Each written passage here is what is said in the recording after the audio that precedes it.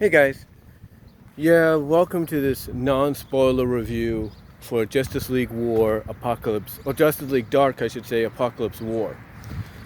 Yeah, this is non-spoiler, and just to let you know, I already did a spoiler-filled, or almost spoiler-filled review on the movie almost immediately after I watched it back on Sunday night, the day before Memorial Day, or the night before Memorial Day. I watched the entire movie. It's actually the first time I've sat down and watched an entire film. True, I paused it on occasions to kind of finish my dinner or eat my dinner, and as well as kind of check up what was going on in social media like Facebook and Twitter. But with those few exceptions, I actually sat down and watched the entire film, because a lot of people have been saying that this is actually pretty good, that this is the one DC animated film that they never thought they wanted, but they did, and that this one basically, I guess to them, sets the bar for future DC animated films to come. Now here's the thing. Justice League Dark isn't called Dark for a reason. It lives up to that name. It lives up to it, as well as the R rating that accompanies it. Now, the one thing I will give DC and Warner Brothers a lot of credit for is they're willing to take a lot of risk by creating these R-rated animated films based on very popular properties like Mortal Kombat, or in this case the DC Comics, because they know that certain stories can only be told a certain way. You can't really PG-13 or PG it and still go in that direction, but tone down. That if you're going to do a story like this, you got to go all the way, and that's exactly what they do with Justice League Dark Apokolips War. That's exactly what they do. They go all the way in this movie. Now, like I said, Justice League Dark does live up to the R rating, because as you watch this movie, they don't hold nothing back. They don't hold anything back. They don't hold one iota back, if you know what I mean. I mean, they go all the way with it. They go all the way with the violence. They go all the way with the language. Heck, they even have a moment where one of the characters says the F word. I'm not joking. I am not joking. So they don't hold nothing back here. They don't. And like I said, it lives up to its name. And what's interesting, and a lot of people may not realize this is not the first time DC has had an R-rated film. They've had it with the Suicide Squad Hell to Pay, I believe. They've had it with the Killing Joke adaptation. They've had it with Gotham by Gaslight. And they even had it with the first Justice League Dark film, and I think another one as well. And you could definitely tell that they take full advantage of that R rating that they are given, because they go all the way, like I said. And just like those other films that I mentioned that got the R rating, just like here, or just like them, here with Apokolips War, they hold nothing back. They hold nothing back. I mean, you see blood, you see characters getting ripped apart, tortured, stuff like that. They go the whole 9 yards here. They go the whole 100 yards, and score a touchdown over and over again. That's how dark this film is. That's how violent this animated film is. And like I said, it lives up to its expectations, no matter how you feel about it. I mean, I've already heard people say, heck, I went on to the Marvel and DC Comics discussion groups page on Facebook, which I'll probably also post this on, and I heard somebody basically say that it was nothing but crappy, unnecessary violence. And some people have had to correct him and say, well, what else do you expect in a movie that has an R-rated film? Or has an R rating to it? What else do you expect? So, besides maybe a few critics or naysayers feeling that way, a majority of people have come out and said that this is definitely worth the time, to watch.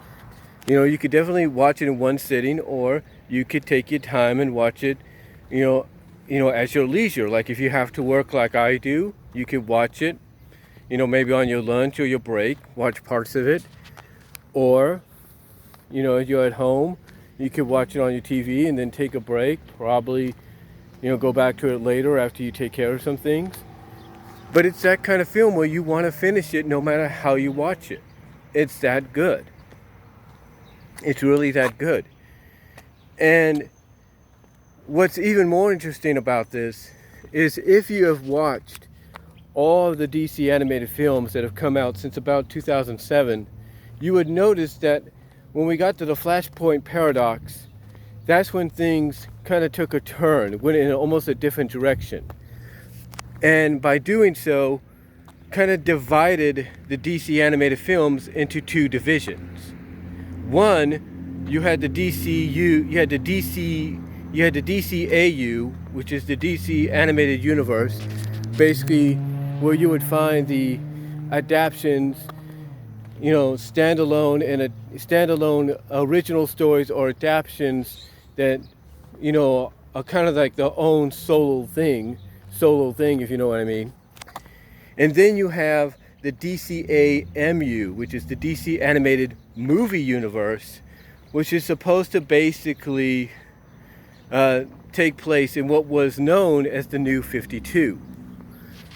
And a lot of stories that we had seen in the past, like let's say the death of Superman and the follow-up, the reign of Superman, those all got kind of tied into the New 52 universe, into the DCAMU, to kind of, I guess, kind of showcase what it would be like today had they done those stories. So yeah, you had things like the two-parter Death of Superman and the follow-up, The Reign of Superman.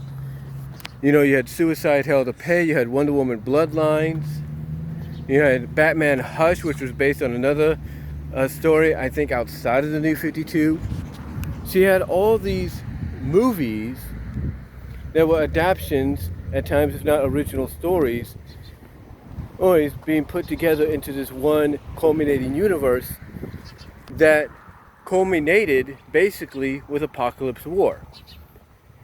And again, the Justice League Dark, mostly the dark portion of that name, lives up to it.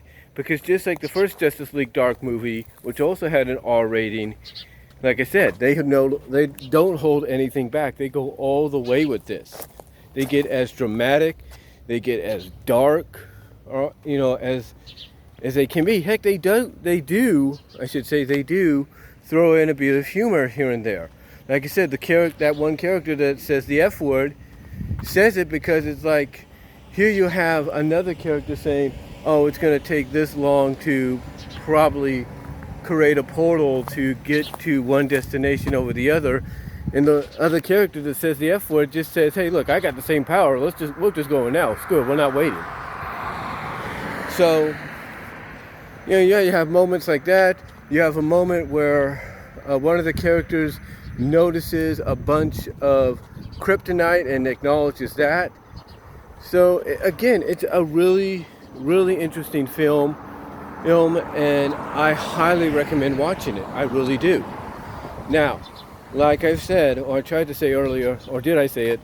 I'm just keeping attention on what's going on here too.